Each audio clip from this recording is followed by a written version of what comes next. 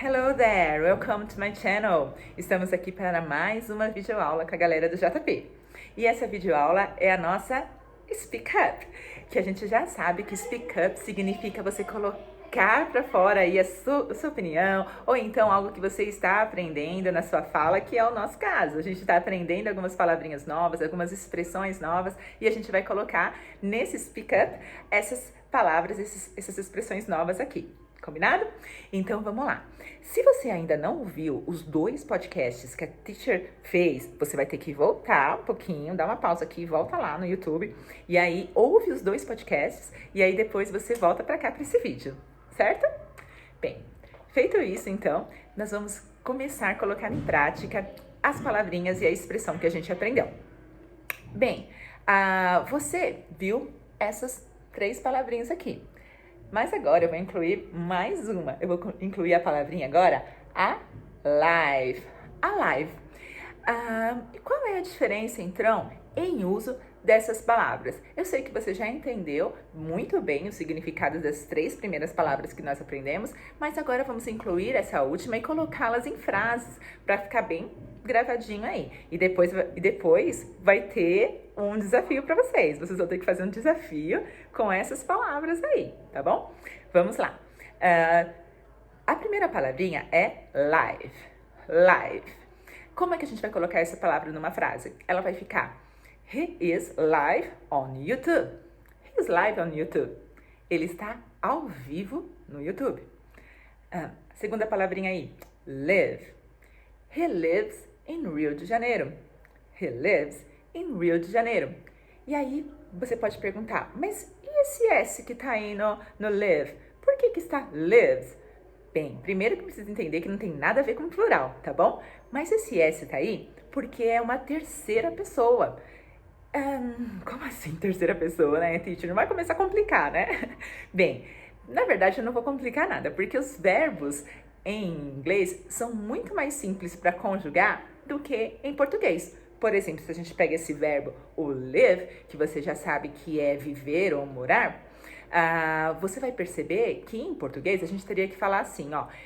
Eu vivo, você vive, nós vivemos, vocês vivem, mas em inglês não tem essa coisa toda. É tudo I live, you live, we live, é tudo live, certo? Porém, quando chega na terceira pessoa, e terceira pessoa a gente conhece como ele, ela, certo? E aí quando chegar nessa terceira pessoa, aí sim tem uma pequena conjugação, que é colocar esse S, que não tem nada a ver com plural, né? Mas esse S é uma conjugação do verbo. Então por isso que está aí, ó, he lives in Rio de Janeiro, tá? E bem prestar muita atenção na pronúncia, tá bom? Não é live, é live. Você tem que fazer esse porque se você falar live, você tá falando uma outra palavra em inglês. Então, se você falar assim, he lives em Rio de Janeiro, vai ficar meio confusa a frase e não dá para entender, porque live é sair, é deixar. Então, ele deixou no Rio de Janeiro, não faz muito sentido, porque até falar ele deixou no Rio de Janeiro uma bolsa, por exemplo, é uma outra frase. Não tem nada a ver. Então vai ficar bem confuso se você errar a pronúncia das palavras. E aí, assim, é importante a gente prestar bem atenção nas pronúncias das palavras bem no comecinho, quando a gente está aprendendo o idioma, porque senão pode sim causar confusão, certo? Então, nossa segunda palavrinha aí, he lives in Rio de Janeiro. A próxima é he is, ou melhor, he has a good life. He has a good life. Ele tem uma boa vida, ou uma vida boa, como a gente fala em português, né? E aí a gente também já aprendeu essa questão do adjetivo, das características, das coisas, que em inglês a gente primeiro fala a característica para depois falar a coisa em si, né? Então, como em português a gente falaria que ele tem uma vida boa, em inglês a gente falaria good life, good life. E agora, então, prestando atenção agora para a nossa palavrinha de hoje, a nova, né, que a gente incluiu hoje, que é a alive, alive. Bem, vamos colocar numa frase para a gente entender. He is alive. He is alive. Ele está vivo. Ele está vivo. Então, como assim? Não é bem parecido com live? Aí tem uma pequena diferença.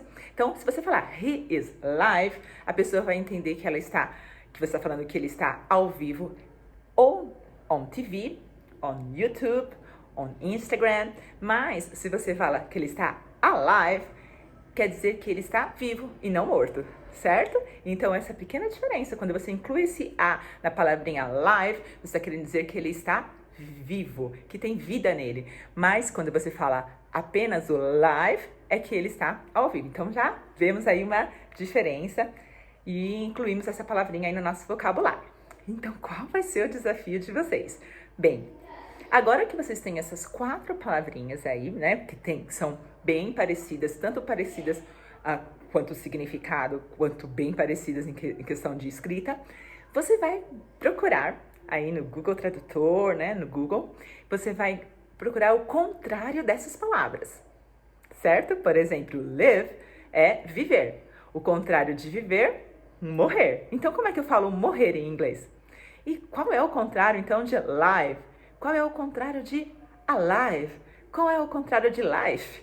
Né? Então, em inglês, qual é o contrário dessas palavras, ok?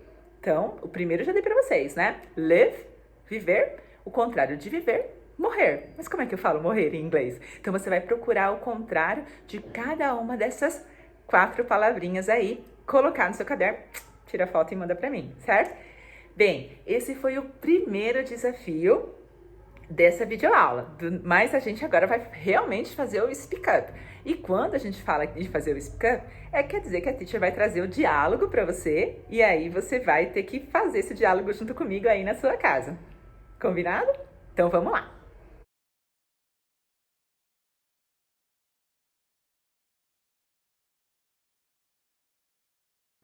Hey there, how's it going? Not so good. Remember my friend, Bob? Yeah, he kicked the bucket yesterday. Thank you.